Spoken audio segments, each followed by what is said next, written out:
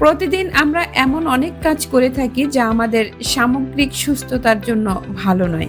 মানসিক এবং শারীরিকভাবে সুস্থ থাকার জন্য এই খারাপ অভ্যাসগুলো এড়িয়ে চললেই ভালো করবেন। জেনে নিন সেইগুলো কি কি। খুব কম বা বেশি ঘুমানো উচিত নয়। সঠিক পরিমাণে ঘুম অত্যন্ত গুরুত্বপূর্ণ।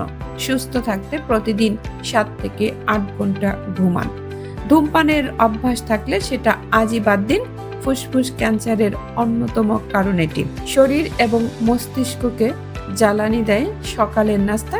এটি বাদ দেওয়ার অভ্যাস শরীরের জন্য ভালো নয়।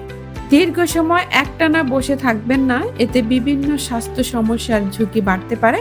রক্ত প্রবাহকে স্বাভাবিক রাখার জন্য নিয়মিত বিরত নিন। দাঁড়ান, শরীর প্রসারিত করুন এবং ঘোরাফেরা করুন। কঠোর পরিশ্রম করা ভালো, তবে নিজেকে অতিরিক্ত চাপ দেওয়া উচিত নয়। নিজের যত্ন নিন এবং একটি কর্মজীবনে ভারসাম্য বজায় রাখুন। সোশ্যাল মিডিয়ার সাথে আপনার জীবনের তুলনা করার অভ্যাস বাদ দেওয়া ভীষণ জরুরি।